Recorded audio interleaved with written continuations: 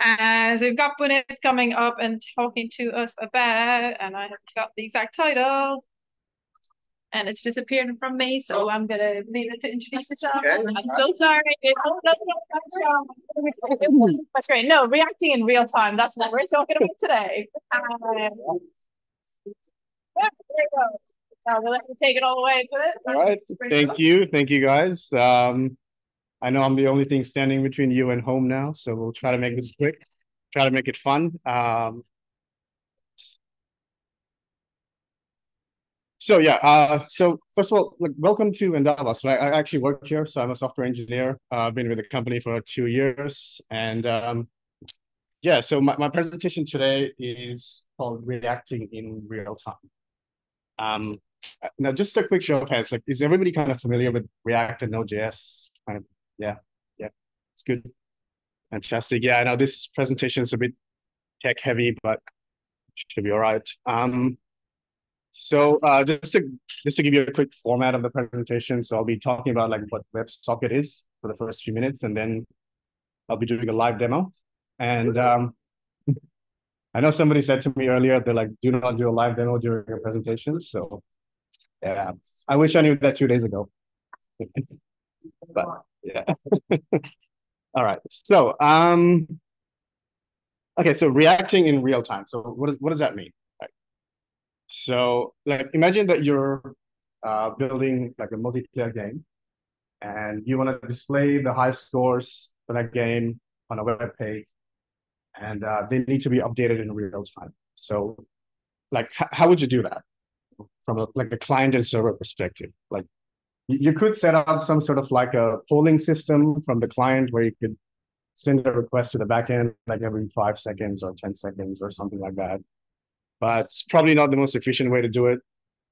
You could also ask the user to refresh the page, but I think that's a bit annoying as well. Or the third option is actually using WebSocket. And so how does it work? Like what exactly is WebSocket? Sorry. So just before I get into what WebSocket is, I just want to kind of quickly touch on what HTTP is. So so what happens when you type google.com in your browser and you hit enter? So the first thing that happens is it sends a request to the DNS server, gets an IP address, and then the browser then sends another request to that IP address to open up a connection, right? And then the server then responds with like a quick handshake, and yeah, and then you can send a request and get a response back. Yeah, we're all kind of familiar with that. Yeah, and then the connection just closes pretty much right after, unless you manually keep it open, right? But with Socket, the connection actually stays open, right? So how do you actually set up a WebSocket connection? So what basically happens is when you want to set up a WebSocket connection, so the client sends a request to the server, and it looks something like this. It'll be like WS, which stands for WebSocket, and it'll be like / some URL. Then it will say, hey, I want to upgrade this connection to a WebSocket connection, right? And the server will then respond with a 101 switching protocols, and it will say, yep, the connection can be upgraded. And yeah, and then it will like create a corridor between the client and the server, and then information can flow freely, right? So yeah, some of the other key features of WebSockets is that multiple clients can connect to your server, but not the other way around. And I'll talk about that in a second.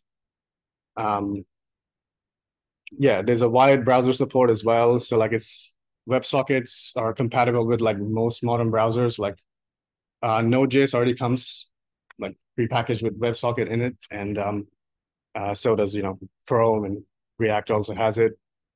And it's very lightweight as well. So in a HTTP connection, you have to send headers with every single request that you send. So like the headers can be like, the content type, like your authentication information, or it could be like, cookies or anything like that. But with a WebSocket connection, you actually don't need to send any of those. So it's just it's actually like it's actually more like an event listener, like setting up an event listener on the front end and the back end. Right? So, I just want to quickly touch on when not to use WebSockets. So WebSockets can be quite resource intensive. So because you have to keep the connection open during the entire time, so it's not ideal for every use case. Like if you want to send large amounts of data, like if you have a large JSON object or like files or anything like that, you shouldn't be using WebSocket for that. You shouldn't also be using it for like authentication or security. Yeah, it's not really designed for that. It's mostly for like real-time information exchange. And it's also not the most scalable. So like I mentioned before, like for every HTTP request, you have to send the headers that go along with it, right? Now, what that allows you to do is you can set up multiple servers in the backend where each server will respond in the exact same way to the exact same request. But with a WebSocket connection, the client usually connects to just one server, so you can't have multiple servers. Okay. Yeah. Trying to set up a WebSocket connection for everything is overkill. And yeah, if it can be done with HTTP, then use HTTP.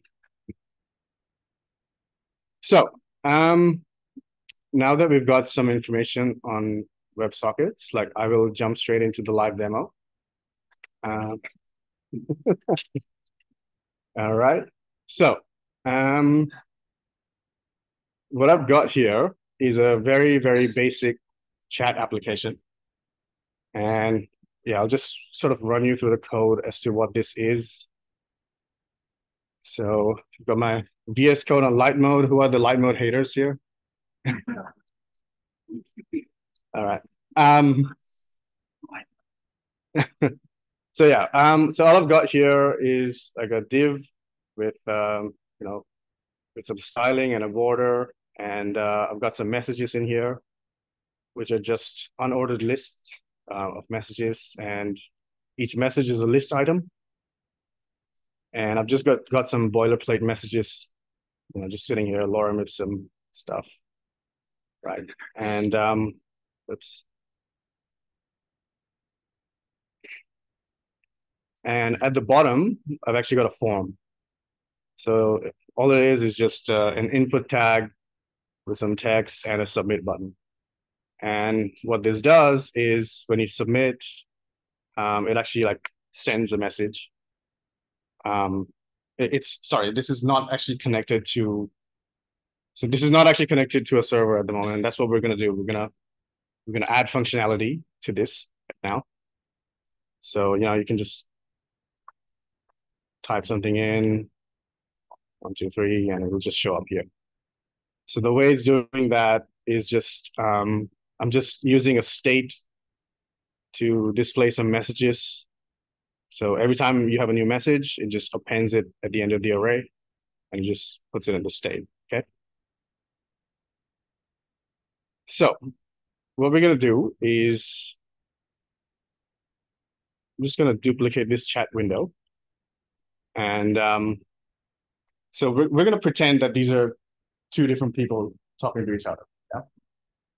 Yeah. So right now, if I write a message in here, like you can see, nothing happens, like because there's no backend, so it's not really communicating with each other. But we want to get this to communicate. So how do we do that? So the first thing I'm going to do is just go to the client. So I'll just open up my terminal here, and then I will do an npm install of socket.io-client.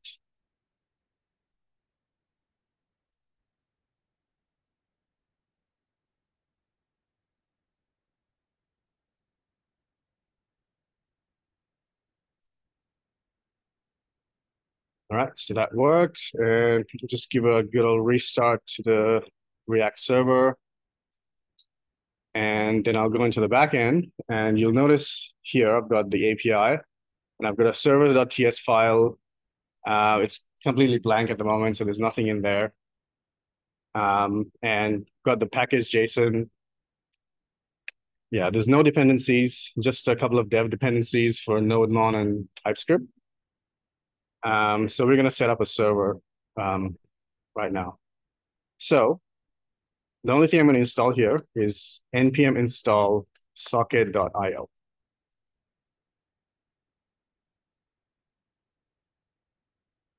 All right. And what I'll do is I'll write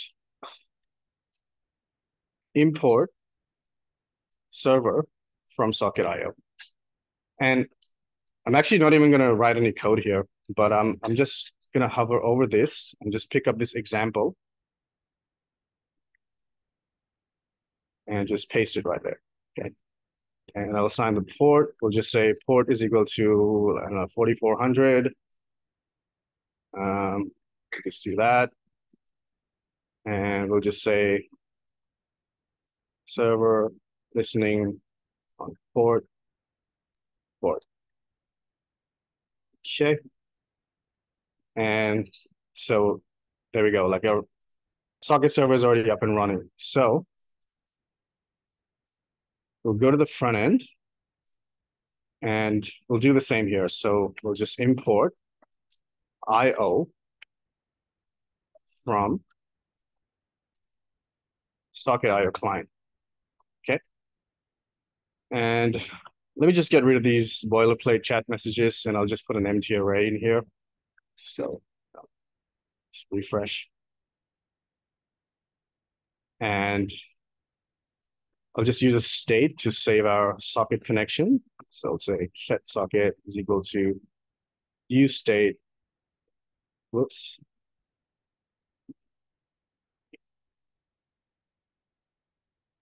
And then I'm going to use a use effect. I only want this to run once because I just want to set up the socket connection once. So I'll say const socket is equal to IO. And then I have to specify the URL for the backend. So that's HTTP localhost 4400. And I also have to specify a couple of transport options. So transports is, and I know this because I did some research beforehand, but it's basically there's 3 of them. And then I'm just going to save this inside the state so that I can use it later on. Okay. So, what do I want to happen on this page? So anytime I type a message and I click send, I want it to be sent to the backend, which then broadcasts it to every single socket that's connected. Yep. So if you can see on this terminal here, like because there's 2 browsers connected, there's 2 different socket IDs. And yeah, so these socket IDs get automatically assigned every time a new client connects. Oops. And so what I'll do is in this send message function, I'll just replace this. Let's say socket.emit. We'll just say send message, and the message is message. And then in the server, I'm going to set up an event listener saying socket.on, send message, and you can actually receive this message that you're sending right there. And then we can broadcast this message back to every single client that's connected. So we do io.emit, message received, message. And now we'll set up a listener on the front end, which will say socket.on, message received. And this takes a callback function. And we'll append that message to the end of the array.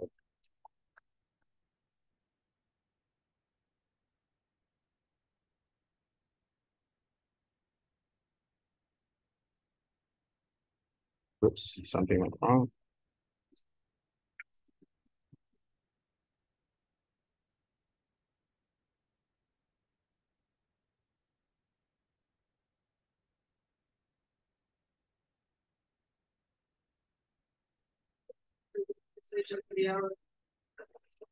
Is it the arrow?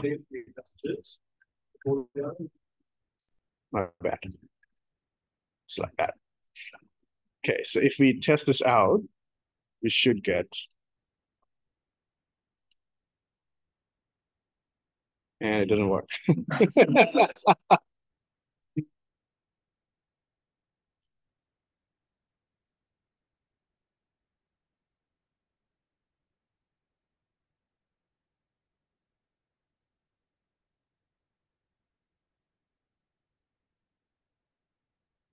And I think it's because,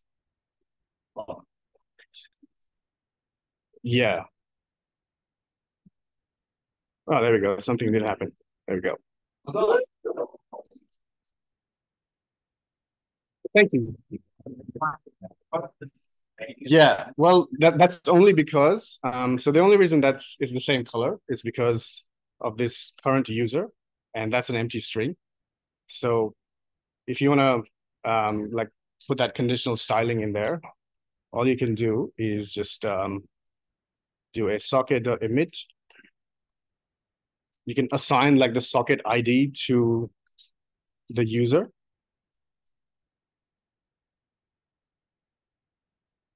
So if you do that, and you go back here and you say socket.onUser connected, we can just say socket ID, set current user ID to the socket ID. Now, if you refresh the page, it'll be like that. And then you can send another message back. And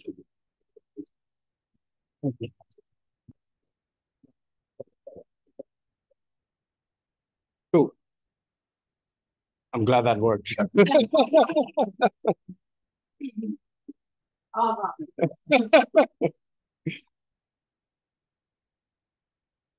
I ask a question about the scalability of this? Yeah. So right now, both clients are connected to the same connection, right? Yes. So if you had, for instance, a chat with like millions of people on the same chat, so would the socket connection be listening to like maybe a... So it is technically possible to set up multiple servers, but it just requires additional work. So yeah, like for the most part, like for the purposes of this application, like it just connects to one server. Like, yeah, like, so there is like that scalability issue, but there are ways to work around it. Right. Yeah. Question from the Slido is, what's a commercial example of a WebSockets app you might have used? Oh, I mean, there's plenty. Like WhatsApp, Facebook Messenger, they all use WebSocket. Sorry, what's that? X? Okay. Sorry, I didn't quite catch that. Oh, okay, right. Okay, right. That's the only Slido question. Cool, thank you.